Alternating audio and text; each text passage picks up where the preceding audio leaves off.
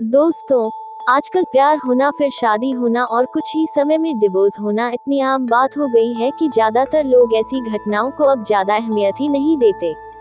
उनकी तरफ से कभी कभी बेवजह ही हो रहे अलगाव को रोकने के लिए भी कोई प्रयास किया ही नहीं जाता।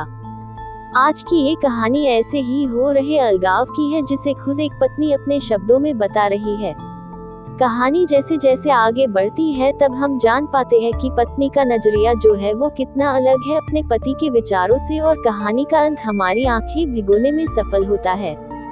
मेरे पति पेशे से एक इंजीनियर हैं। मैं उनसे उनके स्थिर शांत स्वभाव के लिए प्यार करती थी, और जब मैं उनके चौड़े कंधों पर अपना सिर झुकती थी तो मुझे गर्मजोशी और अजीब सा सुकून का एहसास होता था।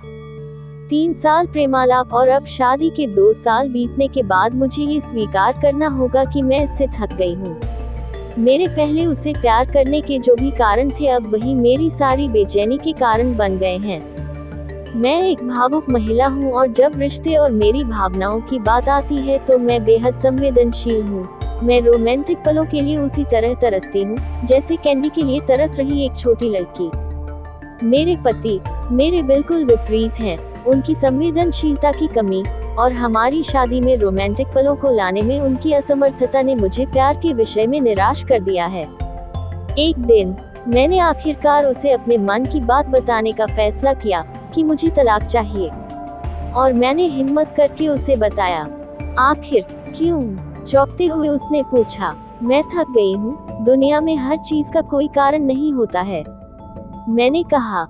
वह पूरी रात चुप रहा, हर समय हाथ में एक जलती हुई सिगरेट लिए गहरे विचारों में डूबा रहा।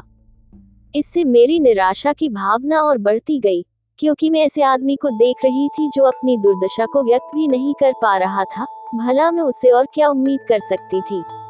और अंत में उसने मुझसे पूछा, मैं तुम्हारा मन बदलने के लिए क्या कर सकता हूँ? किसी ने सच ही कहा है कि किसी के व्यक्तित्व को बदलना मुश्किल है। मुझे लगता है मेरा उस पर से विश्वास उठना शुरू हो गया है। उसकी आंखों में गहराई से देखते हुए मैंने धीरे से उत्तर दिया, मैं तुम्हें एक सवाल पूछती हूँ, अगर तुम्हारा जवाब मेरे दिल को मना सके तो मैं अपना विचार बदल दूंगी। मान लो मुझे एक पहाड़ की चट्टान पर खिला एक फूल चाहिए और हम दोनों को ये पता हो कि उस फूल को तोड़ने से तुम्हारी मृत्यु हो जाएगी, क्या तुम मेरे लिए ऐसा करोगे? उसने कहा, मैं कल तुम्हें इसका जवाब दूंगा। उसकी प्रतिक्रिया सुनकर ही मेरी उम्मीदें धराशायी हो गईं। मैं अगली सुबह उठी तो पाया कि वह चला गया था, और सामने के दरवाजे के पास खाने की मेज पर दूध के गिलास के नीचे उसकी खुरदरी लिखावट के साथ कागज का एक टुकड़ा पड़ा था, जो पढ़े जाने पर ये बातें बयां करता था। पति की पत्नी के लिए दिल छूने वाली चिट्ठी। प्रिय, मैं तुम्हारे लिए वह फूल नहीं तोड़ूंगा, लेकिन अगर तुम चाहो तो मैं तुम्हें इसके पीछे का कारण जरूर बताना चाहूंगा। ये पहली पंक्ति पढ़ते हैं मेरे दिल के हजारों टुकड़े हो गए। फिर भी मैंने पढ़ना जारी रखा। जब तुम कंप्यूटर का इस्तेमाल करती हो तो तुम हमेशा सॉफ्टवेयर प्रोग्राम को गड़बड़ कर देती हो। अंत में तुम स्क्रीन के सामने बैठकर रोती हो।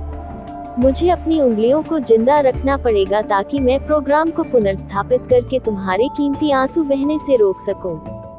तुम हमेशा घर की चाबियां गुमा देती हो, इसलिए मुझे दरवाजा खोलने के लिए अपने पैरों को जिंदा रखना पड़ेगा ताकि दरवाजा तोड़कर तुम्हें घर के अंदर ले जा सकूं।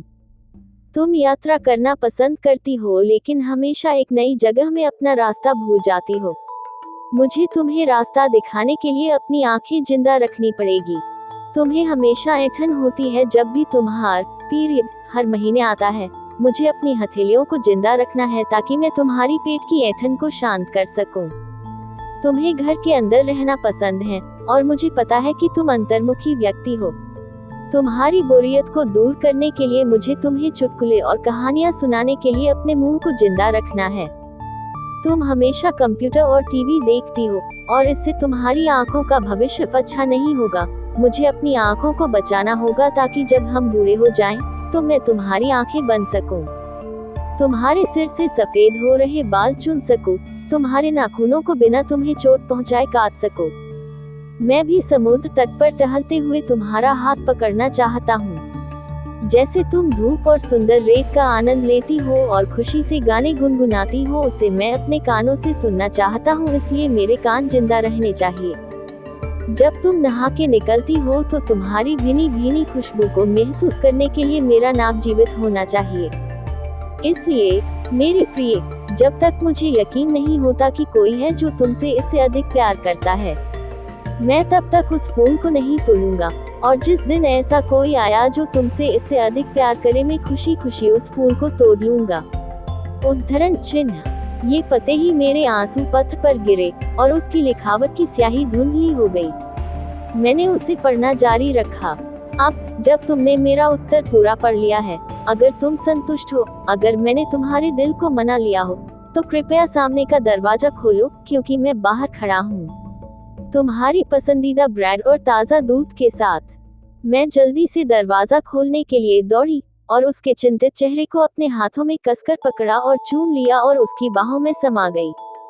अब मुझे पूरा यकीन हो गया कि कोई भी मुझसे उतना प्यार नहीं करेगा जितना वह करता है, और मैंने फूल को ना ही तोड़ने का फैसला किया।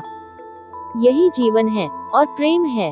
जब कोई प्यार से घिरा होता है तो उत्तेजना की भावना दूर हो जाती है और वह उस सच्चे प्यार को नजरअंदाज कर देता है जो शांति और नीरसता के बीच में होता है।